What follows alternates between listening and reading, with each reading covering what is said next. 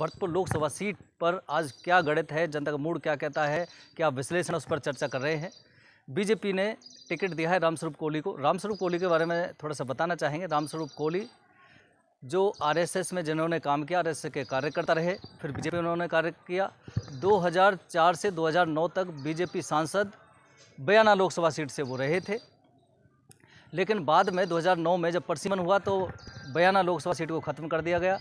उसके बाद फिर जब से परसीमन हुआ और आरक्षित हुई भरतपुर लोकसभा सीट अनुसूचित जाति के लिए, तब से 2 बार से लगातार अगर हम देखें डाटा तो बीजेपी यहाँ हावी होती रही। बीजेपी के सांसद चुनाव जीत रहे हैं, लेकिन वो भी कोली समाज से।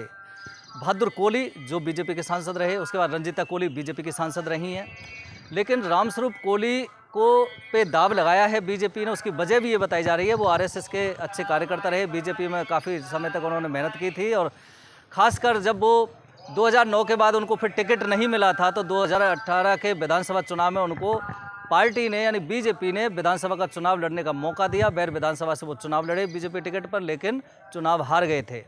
लेकिन फिर भी एक लंबा अंतराल 2009 के बाद हो जाता है और फिर भी नए प्रत्याशी के रूप में रामस्वरूप कोहली को बीजेपी ने टिकट दिया। उसकी वजह जो लोग बता रहे हैं वो ये है कि रामस्वरूप कोहली लगातार टिकट ना मिलने के बावजूद भी और चुनाव हारने के बावजूद भी लगातार बीजेपी पार्टी में कार्य करते रहे हैं। बीजेपी पार्टी के हर छोटे से बड़े जो कार्यक्रम होते रहे हैं, जिला स्तर पर हों, चाहे तहसील स्तर पर हों या राज्य स्तर पर हों, सभी में वो भाग लेते रहे हैं, मेहनत करते रहे हैं। इसलिए पार्टी ने सोचा कि जो इंसान इतने समय से कार्य कर रहा है, जिसको टिकट भी हमने नहीं दिया और जो चुनाव भी हार गया था विधानसभा का, उसके बावजूद भी अगर आदमी मेहनत कर रहा है तो फिर उन पर पार्टी ने भरोसा जताया और उनको टिकट दिया है।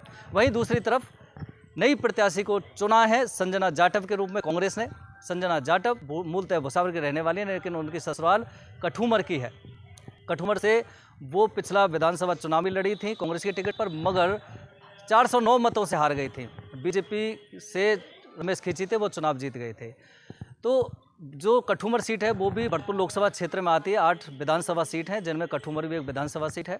अब बता रहे हैं कि टक्कर तो जिस तरह से पहले से बीजेपी कांग्रेस की चलती रही है, वैसे ही टक्कर यहाँ पे भी है। 3.5 लाख करीब मतों से पिछली बार रंजीता कोहली चुनाव जीती थी, बीजेपी के जो सांसद हैं। अब क्या होता है, जनता का मूड क्या है, वो तो समय बताएगा।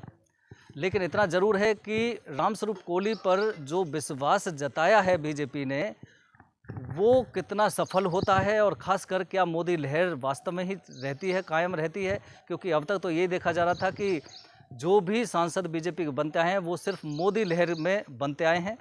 तो अब देखना योग्य। हालांकि रामस्वरूप कोहली जो चेहरा है, कोहली चाहे बहादुर कोहली हो, रामस्वरूप कोहली और रंजीता कोहली हो, ज़्यादातर इनका ही होल्ड रहा है लोकसभा सीट पर। अब जनता का मूड क्या है, किसकी तरफ जाएगी, वो तो समय बताएगा।